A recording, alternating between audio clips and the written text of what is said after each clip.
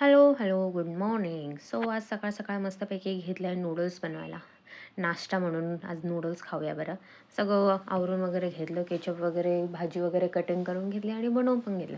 पण त्यानंतर माझ्या मोबाईलचा झालेला थोडासा प्रॉब्लेम, सो मला काहीही शूट करायला भेटलंच नाही. काय करणार आता? काही ना काय चालूच असते.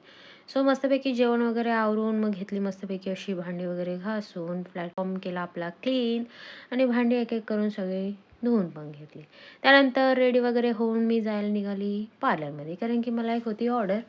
सो मस्तपैकी संध्याकाळच्या टायमिंगला असं घेतलं रेडी होऊन मस्तपैकी आणि गेली मग पार्लरमध्ये. ॲज युजुअल आपली मस्तपैकी मिरर क्लिक्स तर पाहिजेच ना. त्यानंतर मी आज चक्क ground floor to second floor सगळ्या सीड्या झाडल्या, कारण की एवढी धूळ होती ना, ती सगळी माझ्या स्कर्टला लागत होती. सो केलं काम. मग त्यानंतर आम्ही संध्याकाळी जायला निघालेलो पनवेलला, पण आम्हाला रोड साईड मस्त अशा मूर्त्या भेटलेल्या, दिसलेल्या म्हणजे. त्यातनं आम्हाला 2 खूप आवडलेल्या, सो आम्ही त्या घेतल्या.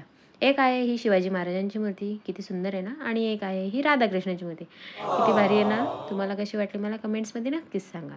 बघा कशी मस्त चमकते.